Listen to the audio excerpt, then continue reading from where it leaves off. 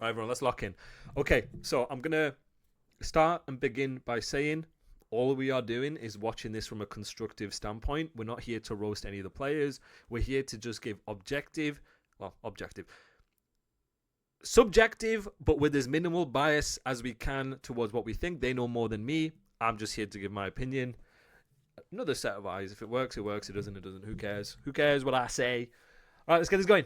I like yours, though. I don't think I can afford this. I told people you were drunk. All right, here we go. Carolina, Paris. Let's see how they play. Let's see their break-offs. Let's see both teams break off. Basically, it's a mirror. Dante and Hill first. Lurks is going to late peek this. He's thrown a stun, thrown his nade. They're going to double play statue. Paris have the side, the slightly better side, I want to say. Maybe. Banging together. Typical Paris fashion. Again, I think another way to describe Paris's playstyle is like hyenas. That's the best way to put it. Is they are really good with the game within the game, where they'll look at their minimap, look at where the red dots are, predict where people are going to be info like during that wave, and they will try and fight together. And they have this A-pin. Hey, what's good, Marcus? Thank you for the prime, brother. So they have this like A-pin mindset. I want you to make a note. I should have asked a question there. But anyway, I want you guys to make a note anytime that you see them and how quick they are to react to information.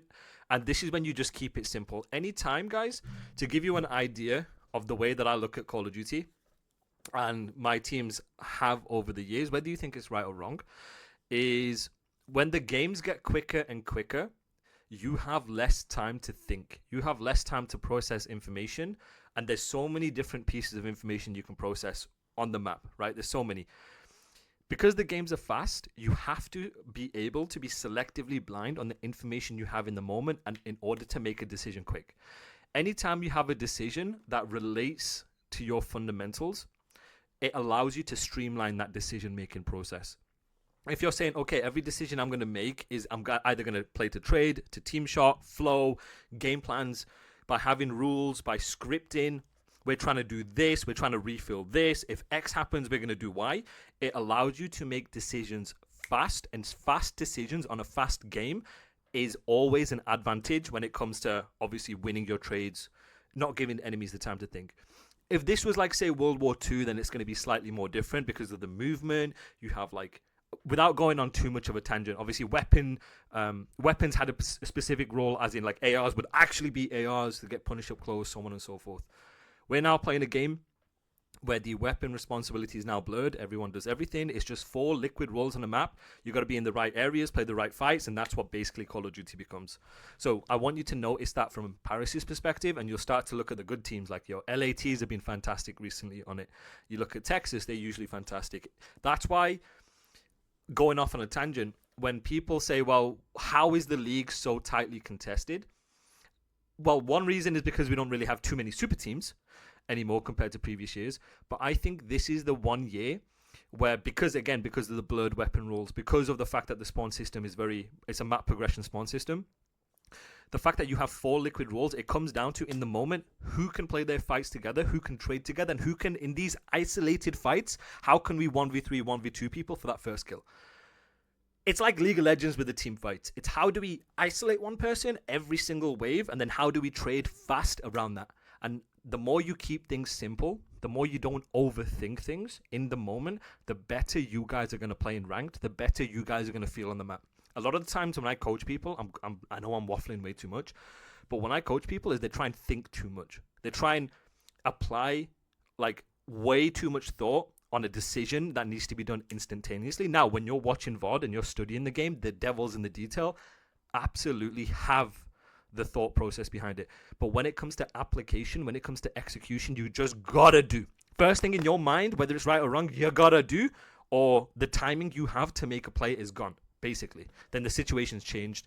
Therefore, another decision is going to be required. Bit of a long one. But like you see him here, they're trying to bang out. Whether you agree or not, you get the idea of what they're trying to do. So right here, Carolina, they're playing to trade. Look at Dan Ghosty running away. Now right here, they don't have the time to push out here. I would like to see them push out into the hill. I would like to see number 3 bang out here and number 1 playing to watch over him. So in my opinion, I know he's one shot, but you've just won the wave, right? You've just won a clean wave. You don't know where Neptune is, but you've got a general idea of where he spawned, what routes he could take, the timing, especially after being naded. I would want to see him like slide up here. Even if Neptune challenges and Craze ends up dying, I think this is the concept where you trust the flow, you get map progression. That would also mean Dan spawns slightly deeper out, as an example. And then number one can chal over him. So something really nitpicky, but I think from a game plan and flow perspective, with the information you have in the moment, trust the game plan, trust your system. He's weak, he gets his one, his job is done. Just ape out, trust number one to watch over you. You can play like an off angle, make him overextend. Even if you're one shot, Neptune has to either overextend to kill you, you're going to regen, you're in a hybrid spot where you can help either way. You force him into you with the weapon that you have, you put the weapon in the position of power, play it from there. So that's number one. So right here, keep going. I would like to see them fly. So right here, keep flying. Boom. So you see where number 4 ends up playing the far left, while I would have rather had number 3 playing the far left, and then basically they're swapping out roles essentially. Okay, let's see how they play here. 30 seconds. This is really good from the blue team. I'm not sure I agree with this. And the reason why I'm not sure I agree with this is because it could have been risky if they banged out time. If they just aped out time and took their timings in hindsight, it could have been risky. I think for me, you trust the flow. And where number 4 spawns will tell you if number 7's pinching, because he'll spawn slightly deeper. But hey, it ends up working out. 25 seconds left. So right here, let's see how they play it. Good answers, everyone. Like that. Very good answers. So they played to trade. Very good. Now, let's see how they play this situation with 20 seconds left. Remember, our win condition is for holding scrap time, holding progression, playing to trade, and denying the easiest route for new. So look at where they spawn in. I would expect him to be banging out here.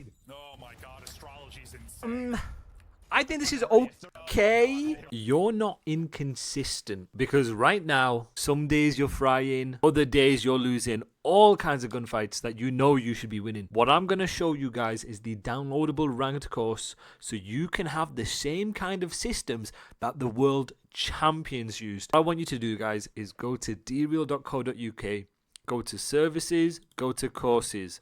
Train like the top 1% of Call of Duty players. This is what you're going to get.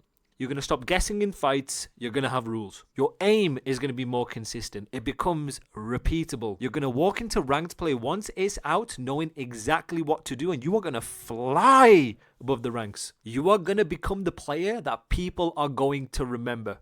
The secret aren't in your settings. Most of you guys watching, you want tips and tricks. But what the top 1% do is fundamentals, movement, aim science, decision template, training plan, mindset drills. You get a lot of packages. If you are tired being almost good, almost there, this is guaranteed to be the switch. Turn your effort into results, download the course, train like the top 1%.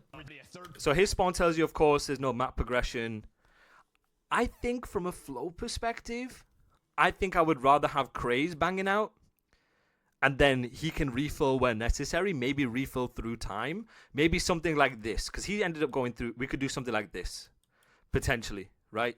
He could play a bit back, he could be here, he can watch the right, they should be fine here, right? Again, this is just my opinion, I would rather have a system where we're trusting the flow to give ourselves the best timings that we can. Because then he can completely and utterly deny any timings for them doing this. And Lurks is then in a position where he can just play to trade. We play a high line. And once we start making kills, if we wanted, then we can bang out. I think Craze should be agreed. I completely agree. I agree with you. The reason why I agree with you is I think this is what we call trusting the flow, right? It's not, I'm nitpicking here, right? I don't think it's a completely bad play or anything by that time. And I know he's on a streak.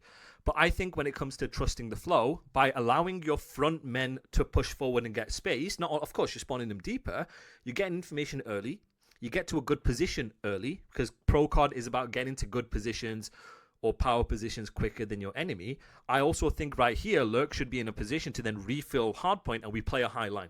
And Exceed can still lurk. Exceed doesn't have to then do this. He could play here, in my opinion, and be in a position wherever pressure's coming from, his job is to pick up the right, and then he can come back.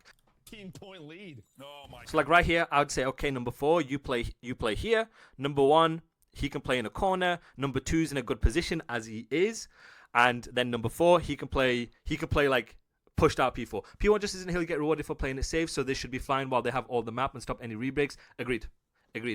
That's what I'm saying here, Sky. I completely agree with you, and that's where I think he needs to trust the flow and do this while we have someone here challenging off, and he can play slightly deeper, and he's here. That way, once we start making kills, we can go backwards, and we're in positions to help each other, throw stuns, throw nades, because the biggest problem here is if they play too safe, Kalito, look at this. This is their biggest problem here. They don't have trophies, right? So they're going to be nuking the hill. They're going to be nuking. You're going to get nuked. On hills where you can get nuked, you shouldn't be playing safe. And the reason why you can't play safe is unless you have a trophy, they're all going to be timing their nades. You're going to get weak. And then that increases their percentage chance of killing you and playing for trades. That's why they have to, in my opinion, trust the flow. Bump J out, bump Craze out like this. Lurks can play slightly bit back. He can play challenging off that. And then he's in a position, then once they start making kills, he can back off if needed, right? Astrology's insane. So like right here, number 1 would be challenging. Number 4 would be denying these two. Number 1 would be taking aggressive Charles, and then Craze is here, potentially peeking out, taking fights. Because look, he's dragging number 7 away, right? Very good, guys. Love that.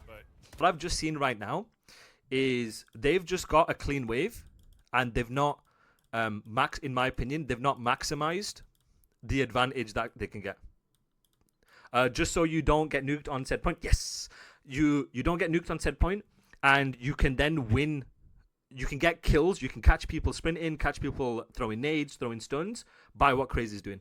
Nice, good job. I mean, Envoy gets 2, so they have rotation to front. Fantastic job here. So right here, he would already be close, maybe picking up mid if he needed to, shifting across based on number 2.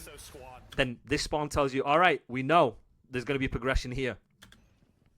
And I think this is where we trust the flow. Because had number 3 already been here, watching either side, and he does a good job waiting, 4 and 1, one of these guys can pick up the right if needed, right? And then he ends up dying. And now, okay, he's shifting out of position. We then allow Envoy, who's still alive, to push out front. And then look at that. Look at that. They all push past the 50.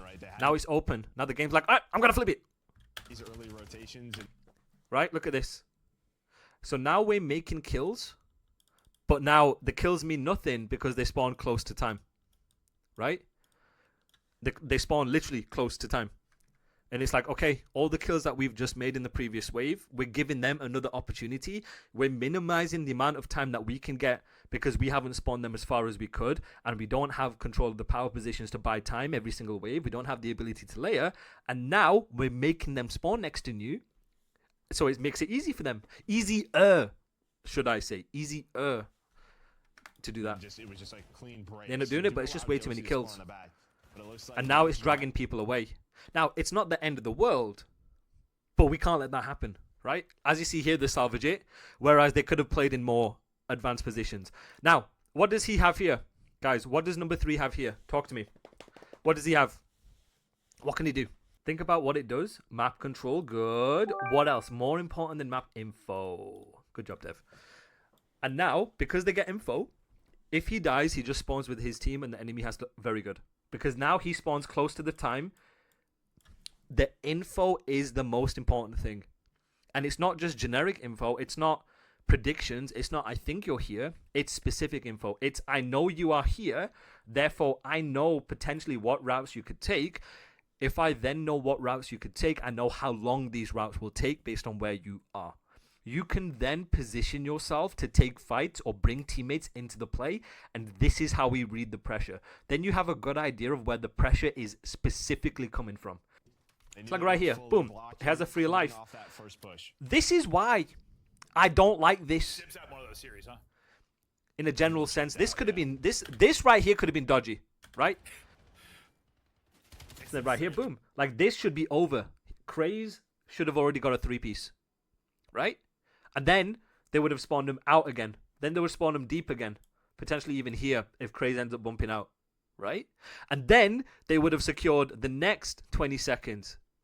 Then it would have been 57-9. All off a couple of kills. And now it gets really, really, really scary. Really, really dodgy. Because now they go from everything to potentially losing the hill. Right? That's where the little things matter. Envoy gets 2. And there you go. But they would have been in a better position to then blended them even more. So you got to be mindful of that. Yeah, they'll sometimes have these series where boys, little things like this. I mean, you're probably feeling okay. And then guess what happens? Honestly, I don't know if they're. I mean, they end up salvaging it.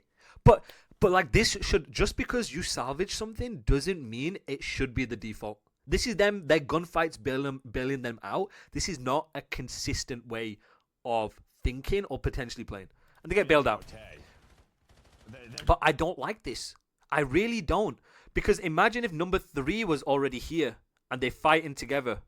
Look at the difference here.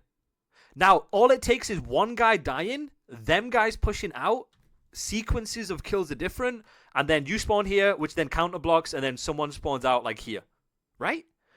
The reason why we trust the flow is to stop situations like that from happening. Because Carolina are now going to be in an advantageous position, but they're going to end up flipping and making it hard for them anyway. Right? There you go. Dante gets 2. And all it takes is it being open. They push past the 50. It's open. There you go. Right? Now the game's like, okay, now you go from a position. And this right here, we don't even have to watch the rest of the map.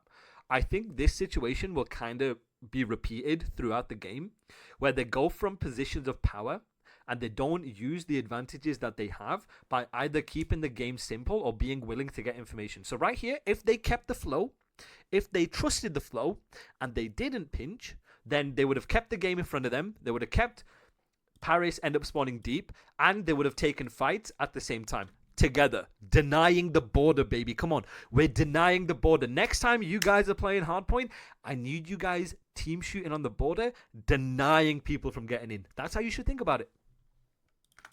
And then there you go. Then situations like that where you go from an advantage to now a disadvantage.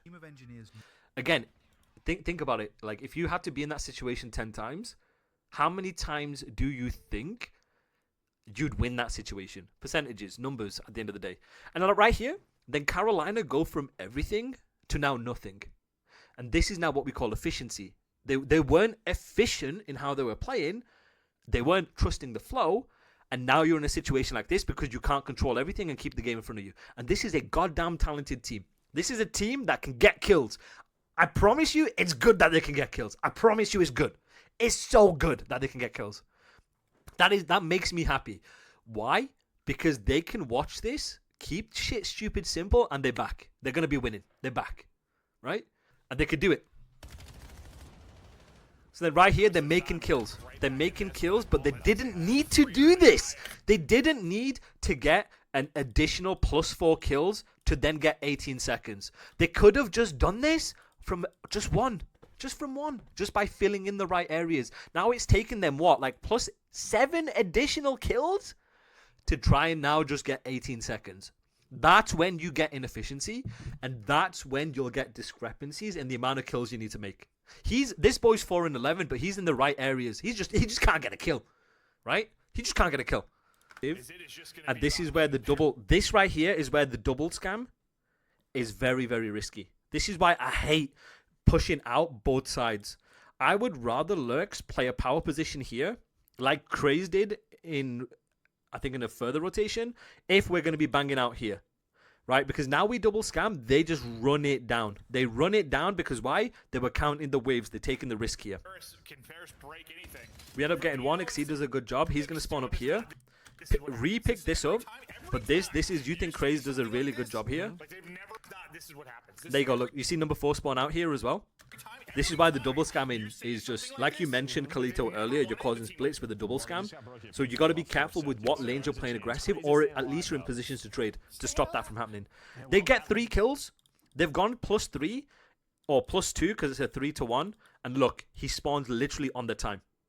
So then it's like, what's the point getting the kill? He's literally on the time. You got to get another kill. And then look what happens. If he finds two, he just Ends up dying. The kill that he's just got ends up spawning here. So then it's like, what's the point of the kills? What's the point?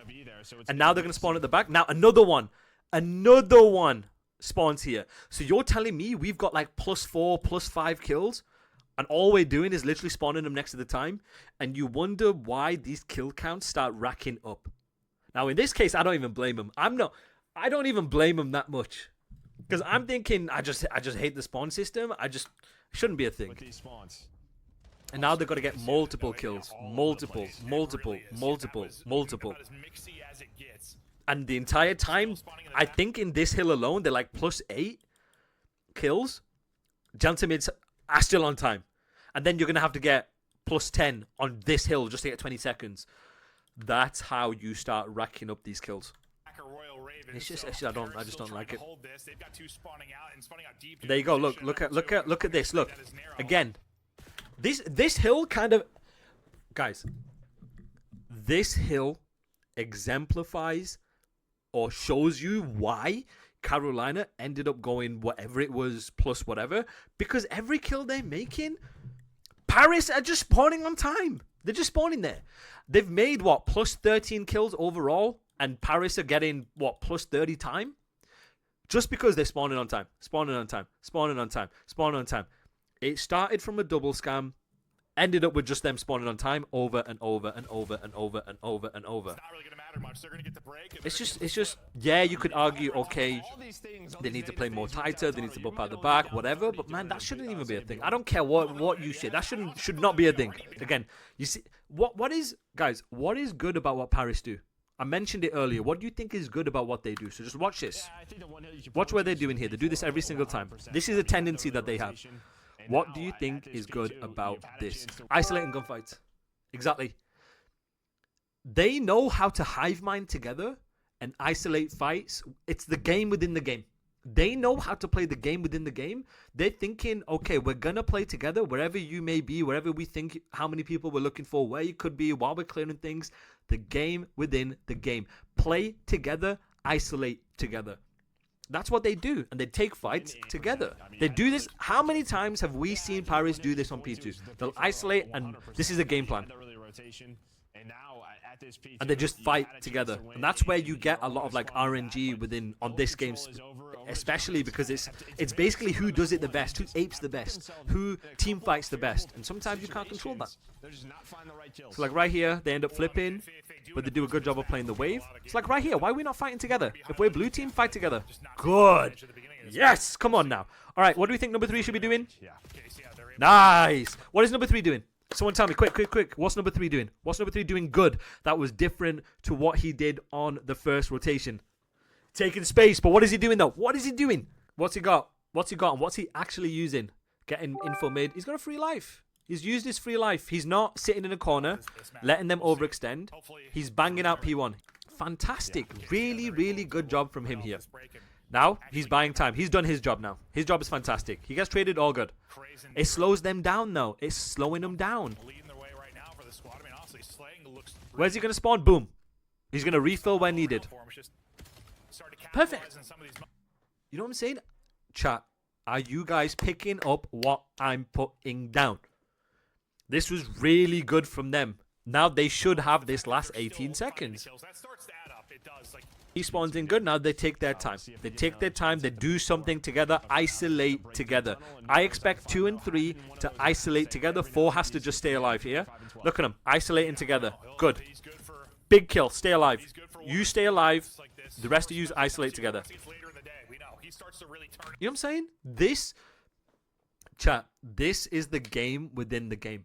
As long as we're understanding where people are going to be, as long as we understand what situation it is, just keep it stupid simple. That's all this game is. Isolate fights together. Take the same fights where we can. Why? Because once we have numbers advantage, we can play fast.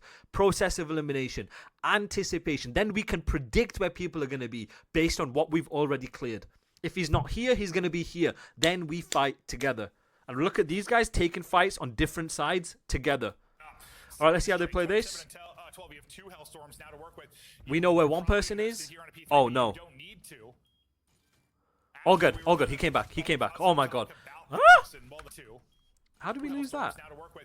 You would probably invest 7 straight, 27 and 12. You have 2 Hellstorms now to work. I don't know if I like this play, though.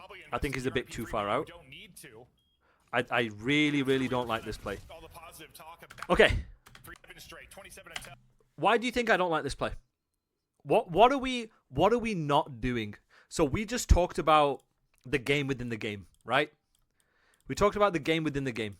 So if we're talking about the game within the game, why is this not a free life? And what should he be doing instead? Correct. Okay, so number 2 is out of the play. Right? What should he be doing instead? Playing for trades. So trades are good, but trades on what I'm looking for. Why are 3 and 4 looking at each other? They're just like this. They're just like this. Isolations. We're looking for team fights. Trades are not the same as team fights. Taking 2v1s together, 2 guns together, is not the same as trading. What he should be doing here is we should be predicting where they're going to be spawning. Based on where we think they're spawning, based on info, based on what we have in the moment, we need to be fighting together. The reason why this is not a free life is because it's not a clean wave. It's not a clean wave, right? So he doesn't have a free life because he doesn't have the timing to do so. Nor is he the first guy, right? 3 and 4 end up pointing at each other, which is fine because we're looking for Neptune. We don't know where he is. That's completely fine. But this right here, look at him. Look at them. Look at them. Can you see what I'm saying? Do you guys understand what I'm saying and why this game is simple and easy and not difficult situational compared to previous CODs in the past? Are you guys understanding? What do you see here? What do we see here? What's this? What's this right here?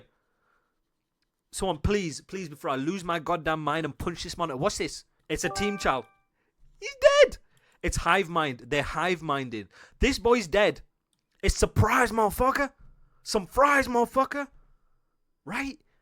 This is what Carolina need to do. They do the hard bit. Carolina are fantastic at doing the hard bit. I love the fact that they do that. Where they're going to get the next elevation and the next level of success is stuff like this. It's the step 2. They do the step 1 really well. But then step 2, they're not on the same page. They're not doing things together. So right here, I don't want number 2 to be banging out. I want him to be with number 1 to fight together. Right? It doesn't mean he shits himself and he plays an overextend. No. I want them fighting together. Don't give them space to set up a chow. So I would be like, yo, if number 1's going to be doing this, you do it with him. You fight together. If one person fights, we have a hive mind. We all fight. We all do it together. Look, we're giving them time to push up. Yeah, forget these 2. These 2 should be together utilizing teamwork. It should not be, I'm running out. This is not a free life situation. Not at all. So right here, look how much time and space we are giving them in hindsight. We don't know in the moment, but that's the premise. We shouldn't be giving them space in the moment. It doesn't matter if number 2's here and they end up spawning out here. The same thing still applies. Because then you play off information, you play off timings. And then right here, 2 and 1 should be banging him together. I don't care if number 1 is here and number 2 is here and they fight together. Why? Because then you start making kills. He turns around. It's a 1v1. You spawn close because they've got no map progression. You set up the next wave. You know what I'm saying? Stuff like this. I promise you, just drop your brains on the floor and just be like, my teammate here, boom, dead. So many situations like that. And then now we're getting traded. And now they have Hill. Why? Because they have taken fights together from your misplay. And now we want to fight. Oh, look, where does number 6 spawn? Tell me when number 6 spawn. Do people not understand this? He spawns next to the hill. Do we not understand this? Do we not understand this? What I'm saying? If we fight together, we isolate fights together, we trade out together, and you deny their map progression, yes, you're gonna spawn next to the time. Do people not understand this? I'm losing my head. And that's why we have to deny it. That's why we can't let them get to the 50-yard line at the time, so then we can spawn close. Can you imagine if number 1 and number 2 fought here and they go 2 for 3, but the last guy's here? Well, they're just going to spawn close. And then the time's white and they're going to spawn on top of a teammate. And then you set up the wave after. And it's things like that trigger me and piss me off when I see it time and time again. And I love these guys are good.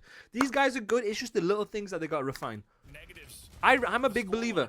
I'm a big believer in these guys. Still, it's a 40-point game. So now they can play together. And he just has to take his time. And look at number 7, reading the pinch. Because what would you do in their situation? Their teams are going to do. There's only so many things enemies could do. And this is where Paris becomes so situationally sound. It's like right here. Really good plays picking that up. Really good plays. He just has to stay alive. Boom. Like right here. Right here. Like right here. Guys, what do you think I do not like about what 4 and 3 end up doing? What do you think I don't like? Yeah, they don't child together. This right here is a problem. They don't child together. If me and my teammates are coming up 4 and 3, I'm saying, yo, we're doing this. I don't care. We're going. Either we're doing this or we're doing this. I couldn't care less what you do. I just need you doing something together. I would rather they go tunnel together while he stays alive and number 2 should spawn behind him. But then we're getting 2 kills like this. But it means nothing.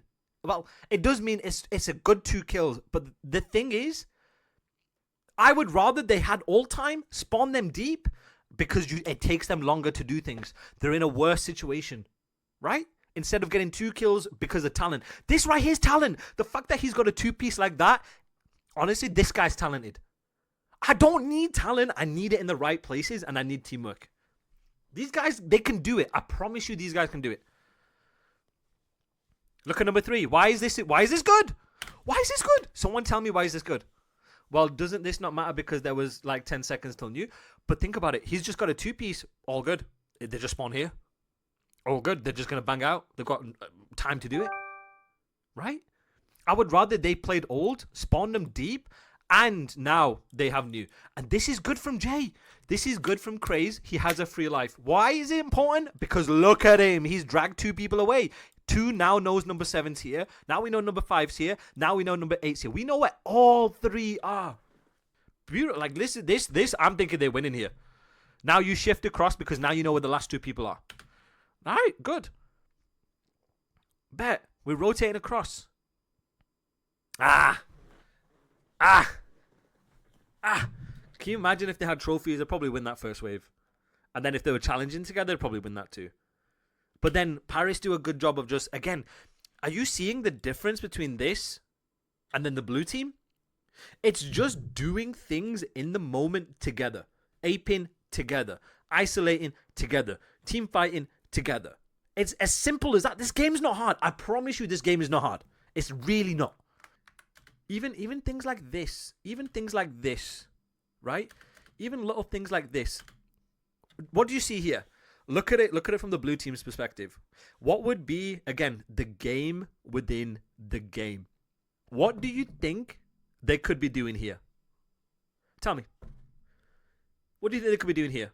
And I get it. Dylan's throwing down a trophy, right? I get it, which is good. I like the trophy.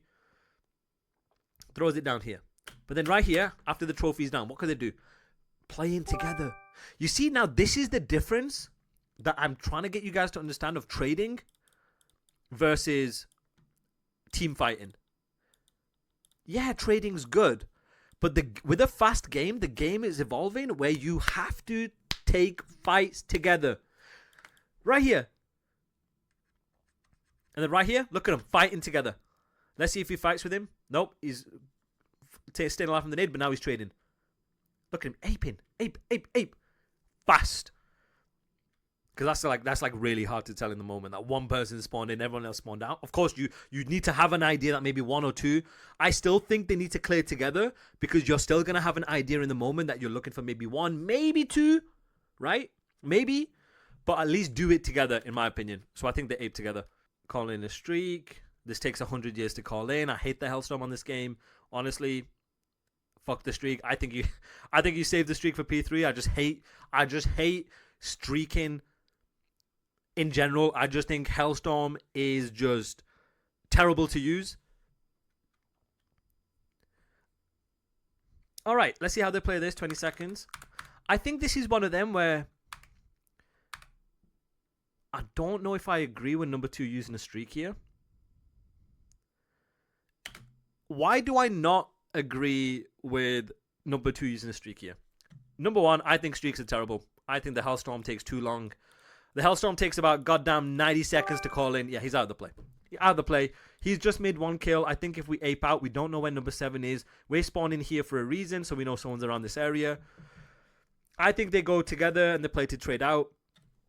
I just don't like the streak. I think you only save the streak for like a P3 basically because of how long it takes to call in. I just hate it. You're in. The fact is you're forced to play in Cancun with the streak because if you move forward and it takes you about 90 seconds to call in the Hellstorm, you're kind of fucked anyway. That's why I just don't think you call the streak in. I think you just trust the flow. I think the Hellstorms, you have to be super, super careful with when you use them and how you use them. Hey, appreciate the prime, my boy. Thank you so much. Welcome to the Day One's Charisma. Appreciate you, my guy.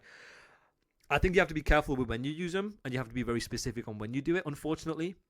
And I think when you're specific about when you want to use your Hellstorm, teams then start to predict it. I think right here you don't call it in because Lurks has progression and kills. I think the trades and the team shooting and the isolating is more important, in my opinion. So right here, this is fine. Now you play the wave. I heard you, Kalito. I heard you. I'll get Pipe Blocker in a minute. But like now, they're in a better position by letting the game come to them. And now if they make kills and trade and take fights together, they can flip them. Now look at Paris again. Do you see the difference between this situation and the Carolina situation I was tweaking at earlier? What do you think the biggest difference is right now? What do you think the biggest difference is? Someone tell me. From this situation and the Paris one. There you go. And Dante knows I'm a big... Sib knows I am a big advocate of doing things together. Because I used to say that all the time when we used to team. Fight together. Fight together. Fight together. Fight together. That's all. It's numbers and COD. That's it. That's all it is. Yeah? Especially on faster games. Look at them. They're fighting together. Look at them. But good job from Carolina right here. End up flipping. Very good. I like that. All good. This should still spawn in if they beat the timing. One might spawn out. Yes. Now they got to play their life. And then now they just lose their ones. Right? Now they just lose their ones. And now we get in this weird, messy situation where we're getting kill after kill after kill after kill. But, like, nothing's happening. We're still looking for him. Nice. Get towards time. I just don't think number 2 plays the front here. But he's probably thinking Craze has him. So either or could work either way. If Craze plays more aggressive and then Nero doesn't die, Nero plays more reserve, so you know Craze could make him overextend. So like threes here. We're looking for the guy time. I mean, it's such a weird situation because I know he's not banging because he's worried about the Hellstorm. I know. Then the Hellstorm goes. He probably doesn't think he has the timing to get back, but like it's like you're trusting your teammates. So these two need to play for 7 ASAP, which they end up doing. He shouldn't be towards the back, in my opinion. No, it's kind of hindsight because we don't know if 7's already banged out here, right? So he's clearing it because we don't know if 7's already here. Now we know 7's in the hill, so he comes back, 2 comes back. So right here, he should know at this point because 7 was on the hill. He's the guy who was looking for because now process elimination, he's not going to be here. So he comes back. He can refill mid. He stays where he is. He plays his life, makes him overextend. Which he kind of does. Yeah, he does exactly what I said. Number 1's in a position to help. So number 1 can play a hybrid spot here to help either side. Number 4 can refill where necessary. And they should win this game. Number 1 should win this game. They should win this. They should win this. Because then number 1's in a hybrid spot here. Number 4 refills here. Because now we know 5 has killed you. You don't know if 5's doing this, 5's doing this, da-da-da-da-da. Number 1 has it just in case he overextends. Number 3 I think is fine. Playing an overextend. I still think this is fine. That's it. That right there. This right here is the biggest fight. This right here is the biggest fight of P4. I think if number one, in my opinion, I could be completely wrong. I just think in the moment, once we clear out the hill and he plays towards time, why? Why should he play towards time? Think about it. The game within the game. I promise you Paris would do this. Challenging together. We're fighting together. Again, it's not trading. It's different to trading. Just because you trade doesn't mean you fight together strong.